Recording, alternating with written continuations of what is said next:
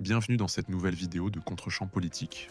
Ce qui va se révéler soulève des questions majeures sur le journalisme français. Tristan Valex, patron de complément d'enquête convoqué à l'Assemblée. Les accusations, son prédécesseur affirme que certains membres de l'équipe auraient bloqué une enquête sur Jean-Luc Mélenchon. Walex réfute tout, mais le rapporteur sort des chiffres, 8 émissions sur la droite, 4 sur la gauche. Bardella traité en 5 mois. Mélenchon, 4 ans d'attente. Walex tente de s'expliquer, mais les chiffres parlent et la commission insiste. Autre sujet, c'était le 21 septembre 2023, votre prédécesseur Jacques Cardoz, qui a présenté le complément d'enquête de 2018 à 2021, a déclaré, je le cite, « Il y a certaines choses que je n'ai pas réussi à faire, et en particulier cette enquête sur Jean-Luc Mélenchon. Il y a des amitiés au sein de complément d'enquête, il y a des gens qui sont ouvertement d'extrême gauche et à qui cela pose un problème. » Fin de la citation. Lorsque vous avez succédé à Jacques Cardoz, quelques temps après, est-ce que vous avez constaté que certains de vos collaborateurs, comme il le dit, assumaient ouvertement leur proximité idéologique avec l'extrême gauche et empêchaient d'une certaine façon un reportage sur Jean-Luc Mélenchon? Quels ont été, est-ce que vous démentez formellement les propos tenus par votre prédécesseur, M. Cardoz? Merci.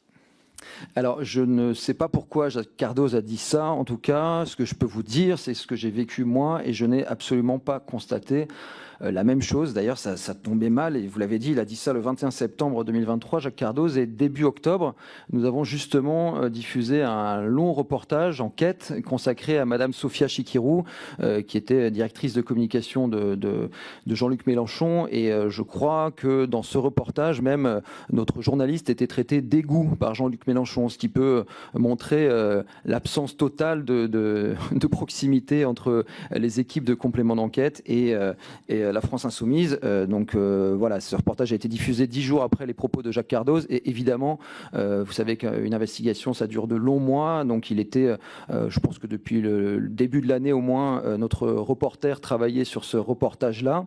Non, il n'y a aucune indulgence de la part de la rédaction de complément d'enquête à l'égard de la France Insoumise. Et par ailleurs, je vous parlais de ce portrait de Sophia Chikirou. Nous avons également, l'année dernière, je dirais au mois d'avril-mai, diffusé un autre reportage consacré à Jean-Luc Mélenchon, dont le titre était La lutte finale, point d'interrogation. Non, la France Insoumise, comme toutes les autres formations politiques, fait l'objet de nos investigations. Merci, monsieur le rapporteur. Oui, dernier point sur cette question. Effectivement, il y a un complément d'enquête qui est paru sur Jean-Luc Mélenchon le 23 avril 2025. C'était près de 4 ans après le départ de Jacques Cardoz. Donc il a fallu 4 ans après son départ. Je note que Jordan Bardella, lui, a eu son complément d'enquête dédié le 18 janvier 2024. On était 5 mois à peine avant les élections européennes. Vos magazines sont très suivis, donc je pense que vous reconnaîtrez l'impact politique qu'il peut avoir encore plus dans un contexte électoral. Pourquoi alors avoir attendu autant de temps pour traiter la personne de Jean-Luc Mélenchon, alors qu'il était en politique 25 ans avant la création de l'émission de complément d'enquête, qui s'est présenté à 3 élections présidentielles? Pourquoi avoir attendu autant de temps et pas avoir attendu autant de temps pour Jordan Bardella? Non, alors je pense qu'il y a une manière un peu, pas tout à fait, comment dire, poliment.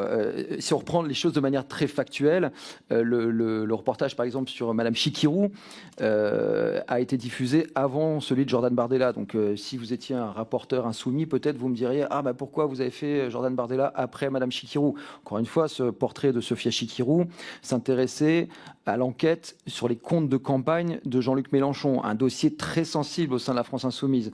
Donc vraiment, je vous dis ça parce que c'est la vérité, à savoir que le calendrier n'est absolument pas décidé pour essayer de favoriser les uns les autres. On fait les reportages les uns après les autres et il y a eu des reportages sur la France Insoumise avant qu'il y ait un reportage sur Monsieur Bardella. Je crois que c'est un reportage que vous avez diffusé sur Mme Chikirou en 2023. Allô, oui, pardon. Enfin, allô, non. Octobre 2023, effectivement, mais encore une fois, on ne fait pas que le RN et LFI. Je ne veux pas laisser croire ça à l'Assemblée. On a regardé, moi j'ai pris les rênes de complément d'enquête il y a 5 saisons, c'est ma 5e saison. En 5 saisons, on a fait 10 portraits politiques et en fait, on est sur une égalité parfaite. Si je vous fais dans l'ordre ce qui pourrait être l'hémicycle, on a fait effectivement Jean-Luc Mélenchon, Sophia Chikirou, Sandrine Rousseau, Anne Hidalgo, Édouard Philippe, Alexis Collère, Éric Dupond-Moretti, donc Alexis Collère, ancien secrétaire général de l'Élysée, Éric Dupond-Moretti, Madame Rachida Dati et Éric Zemmour, Jordan Bardella. Donc on a vraiment autant de personnes à gauche qu'à droite qu'au centre. Si je résume, en gros, 2 par bloc, quoi. À peu près. Merci, Monsieur le Président. Bon, visiblement, je crois qu'on n'a pas les mêmes chiffres. J'ai regardé avec mes équipes les numéros consacrés à des personnalités politiques depuis 2020. On en a noté 8 numéros pour des personnalités de droite, Éric Zemmour, Rachida Dati, Jordan Bardella, etc. On en a parlé, sans compter d'ailleurs les 10 numéros consacrés à des personnalités de droite étrangères, Donald Trump, Benjamin Netanyahou, Elon Musk, ou à des organisations considérées comme de droite, CNews, Le Puy du Fou, le Rassemblement National. Dans le même temps, vous n'avez consacré que 4 magazines à des personnalités du centre, et encore, il y en a certaines qui sont plutôt de centre droit, comme Édouard Philippe, et également 4 émissions à des personnalités de gauche. Vous voyez 10 d'un côté pour la droite, 8 pour la droite, sans compter les 10 pour la droite au niveau international, 4 pour le centre, 4 pour la gauche. Comment est-ce que vous expliquez ce déséquilibre et sans susciter une éventuelle polémique, est-ce que vous pouvez nous dire comment vous actez et vous décidez de la façon la plus pluraliste possible les sujets de vos enquêtes quand il s'agit d'enquêtes sur des personnalités politiques? Pardon. Votre question est très intéressante parce que pour y venir en conférence de rédaction avec nous, c'est un souci constant. C'est-à-dire qu'on se dit non seulement on doit faire preuve d'une parité parfaite, mais même en apparence, il ne faut surtout pas donner l'impression que, c'est-à-dire que non seulement on respecte la parité, la pluralité, mais surtout on fait très attention à l'image que l'on peut renvoyer. Et si je peux me permettre, je pense que vos chiffres ne sont pas tout à fait exacts. La liste de nos documentaires sont en ligne et je peux vous dire que sur les 5 saisons, depuis que je suis arrivé, on est à 10 portraits politiques et ces chiffres sont incontestables et on pourra vous transmettre également à la commission si vous le souhaitez, mais je suis certain de mes chiffres parce que justement on s'est préparé ces derniers jours. Ensuite, vous élargissez au Puy du Fou qui serait du coup un sujet contre la droite, etc. Dans ce cas-là, si vous faites cette comptabilité-là, moi je peux vous rétorquer qu'on a fait aussi un reportage, une enquête sur Emmaüs, qui est a priori pas une organisation de droite. On a fait un complément d'enquête sur WWF, qui est une ONG environnementaliste. Donc voilà, les chiffres, encore une fois, les statistiques, on peut tout leur faire dire. Nous, on a le souci constant d'être pluraliste et de ne pas apparaître comme étant des journalistes plus d'un bord que d'un autre. Et c'est vraiment notre réalité. Et un souci, vraiment, je vous le garantis, je vous le dis sous serment, quotidien, tous les jours à complément d'enquête. Je pense que c'est important de classer les responsables politiques, effectivement, gauche-droite, mais je pense qu'on n'est peut-être pas obligé dans cette commission d'enquête ici de classer WWF de gauche ou le Puy du Fou de droite. Je pense que, contentons-nous effectivement de regarder ce que fait le rapporteur d'ailleurs sur les reportages politiques. Et vous nous dites, et on le vérifiera, on vous fait confiance, en tout cas je pense que le rapporteur vous fait confiance, qu'il y a eu 10 reportages politiques depuis que vous êtes arrivé, et c'est ce que vous nous avez décrit, donc 2 par bloc, quoi. Voilà, et parfois, on a des reportages qui, en affichage, ne sont pas politiques. Par exemple, on avait fait un portrait de Madame Hidalgo, candidate socialiste à la présidentielle en septembre 2021, il me semble. Mais par exemple, il y a 2 ans, on a fait un reportage sur les JO, par exemple, et il y avait la polémique, vous vous souvenez, du voyage à Tahiti de Madame Hidalgo, qui a fait l'objet d'une longue séquence de notre reportage. Donc voilà, vraiment, il n'y a pas de parti pris quelconque sur aucun des sujets, même quand en affichage, ce n'est pas un sujet politique. Merci, monsieur le rapporteur. Pardonnez-moi, monsieur le rapporteur, je voulais juste rajouter un petit détail qui peut être intéressant parce que j'ai le listing des sujets. Je voulais juste vous dire qu'en décembre 2020, quand Jacques Cardoz présentait Complément d'enquête, un reportage a été fait dont le titre était LFI est-il islamo-gauchiste? Donc juste pour vous préciser que toutes les tendances politiques étaient... Ok. Si le rapporteur est d'accord, je pense qu'on avance pour éviter de compter les numéros précis sur LFI et sur le Rassemblement national. Voilà, on le vérifiera. Envoyez-nous, si vous me le permettez, envoyez-nous la liste. Voilà, comme ça, on pourra le donner au rapporteur et pourra regarder précisément. Merci, Monsieur le Président. Simplement, parce que je vois que ma question peut être un peu contestée.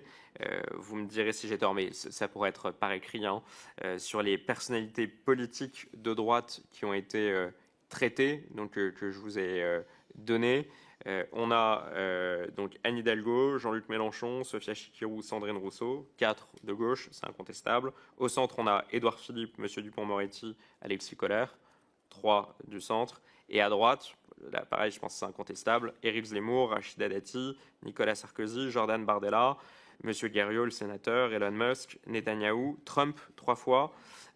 Et je crois qu'il y a eu aussi un sujet sur l'affaire Big Malion.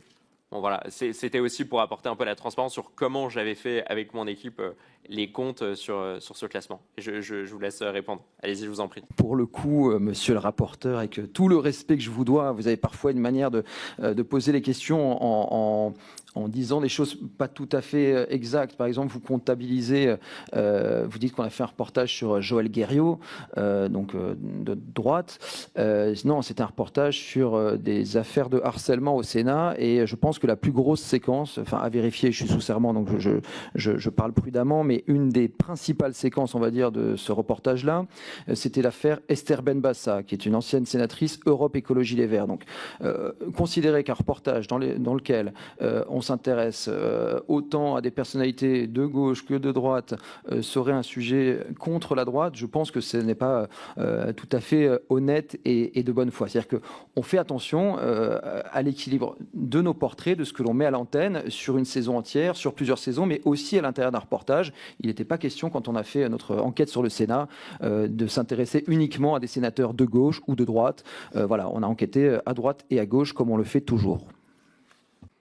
Bon, si vous avez raison, si on enlève celui sur le sénateur Guerriau, ça en fait quand même 10 de droite. Celui de Nicolas Sarkozy, d'ailleurs, a été rediffusé. Et je constate que les rediffusions portent souvent sur des personnalités de droite. Non, mais ce que je pense, c'est important qu'on soit vraiment exact sur le traitement des personnalités politiques. L'une des dimensions de cette commission d'enquête, c'est aussi de vérifier le respect du pluralisme sur les émissions et magazines du service public. Bon, une façon de le voir pour votre émission, c'est de voir le nombre de personnalités politiques qui ont été traitées sur les 4 ou 5 dernières années.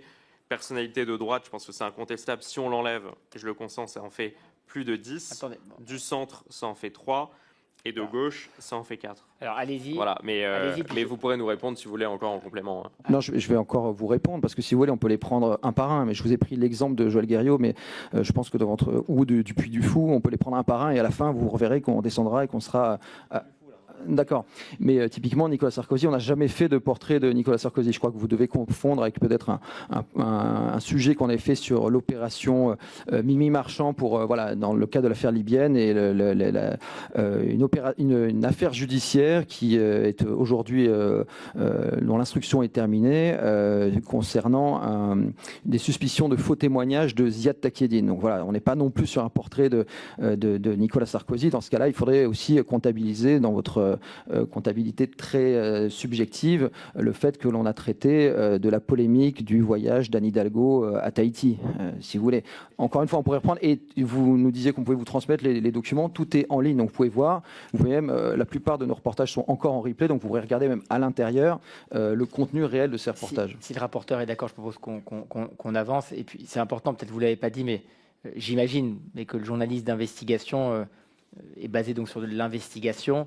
S'il y a plus demain de personnalités LFI ou de gauche qui nécessitent une investigation, vous le ferez. S'il y en a plus à droite, s'il y en a plus dans mon parti ou dans le parti du rapporteur, bon, j'imagine que c'est aussi fonction des enquêtes que vous menez.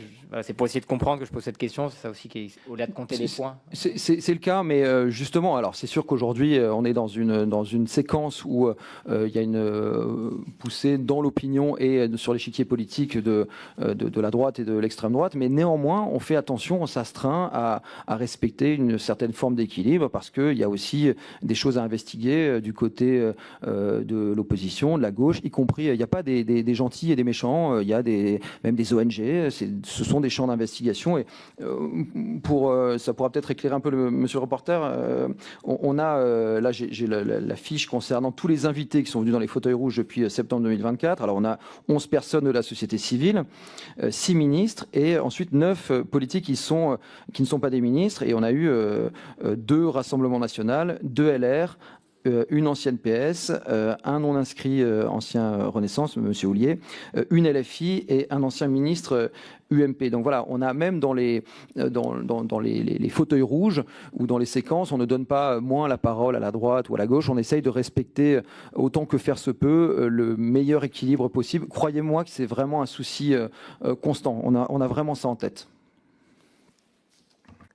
Dites-nous en commentaire ce que vous en avez pensé. Et abonnez-vous pour ne rien manquer des prochaines séquences parlementaires.